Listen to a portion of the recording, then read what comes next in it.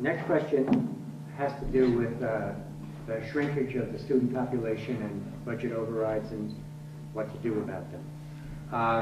And the overall context is the district's enrollment is shrinking. The state legislature has cut funding for public schools.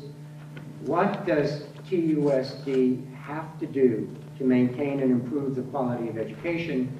And specifically within that, please explain how TUSD should A, attract students back to TUSD schools, B, secure more funding from the legislature or pass budget overrides, and C, get the biggest bang for the buck for the resources that we already have. This is a long question, and you'll have 4 minutes to respond. Okay. Can you repeat A? Sure. A is get students back. Get students back. Okay. B is secure more funding from the legislature, and C is be the most efficient with the resources you have. Okay. Thank you. While it's true that students have left TUSD, it's also true that a large percentage of those students return. In order to retain and recruit students, TUSD must do a better job of promoting the vast number of positive experiences that students share in our district.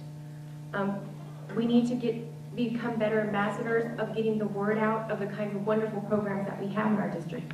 Some positive examples and highlights of how we're trying to recruit students is events like the Festival of Schools that's coming up this weekend at the zoo. It's our 2nd year. Changing our website to make it a lot more user-friendly, and so parents like me who are looking for a program that offers dual language or any other certain language can click on and say, these are priorities for me. Now, what schools offer those? Creation of a communication advisory that is made up of professionals in the community whose business it is to communicate good stories, and they're giving us advice and directing us on marketing. There's some areas that we also need to focus on, and one of the big ones in order to keep students is our customer service. We have some schools that have wonderful, you walk in the door and they're like, hi, welcome, thanks for coming. We have others, and I've gone there, that say, someone will be with you in a second. Walk out. And here I am standing. And it happens. And I understand that there are shortages in the front offices. There are some schools that went from having, an attendance clerk and a registrar and another assistant to one person doing all of those jobs. I appreciate that that is difficult, but we need to remember that parents have choices and parents have options.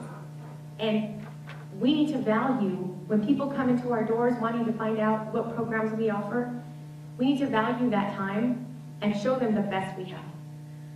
We also need to expand into early childhood education. We have some wonderful PACE programs. We also have some community schools in our schools. Unfortunately, we don't do a very good job of advertising that. I didn't know that we had community schools in our schools until I started looking for my daughter, who just started last week at Ochoa, by the way. She's very excited about it. But when I went to go look for a program for her, there were some that had really long wait lists, others that weren't community schools, which meant you had to qualify, and we didn't qualify for those programs. So I think that we need to do a better job, because my child right now is in a class with 6. How many charter schools or any other early childhood programs can say that they have programs that have a 1-to-6 ratio? We do in TUSD. The other thing that we need to work on is our middle schools. We have a significant loss in students from the elementary to the middle, and then they come back for our high schools. Something is definitely going on there, and we need to do a better job of identifying it, asking parents why they're leaving, and fixing the problem.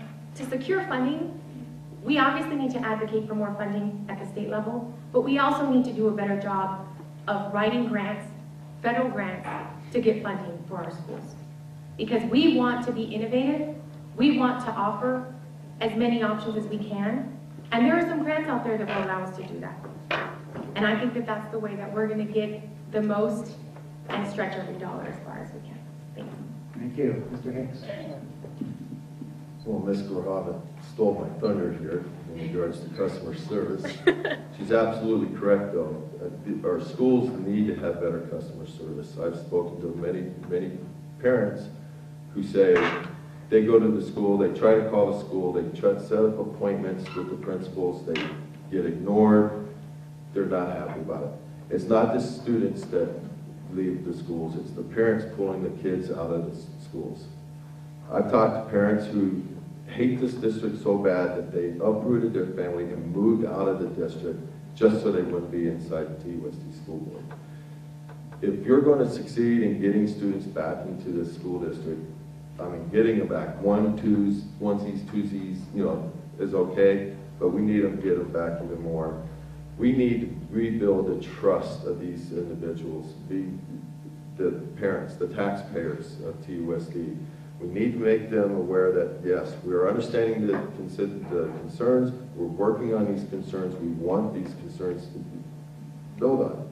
Like Ms. Grijalva was talking about, we need to deal with early development.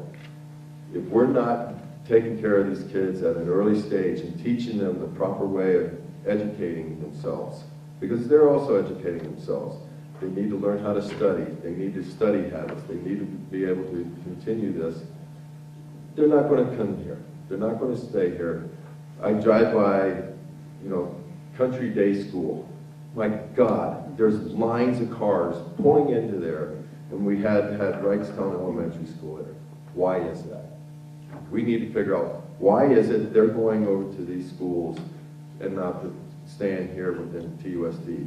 I have my suspicions on it, which is, you know, a lot of it is the customer service oriented. Once we rebuild the trust of the community, that trust, and we start developing great kids, great educators, once you do this, then you can start working on the legislators. The legislators are looking at TUSD like, yeah, we're not worried about you right now.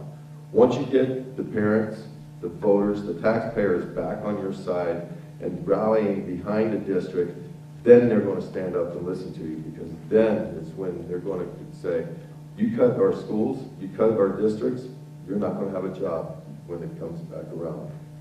But the culture has been so stagnant, and, you know, they just, you know, some of the teachers are like, well, I only got, you know, a couple more years to go, that's all I'm going to do.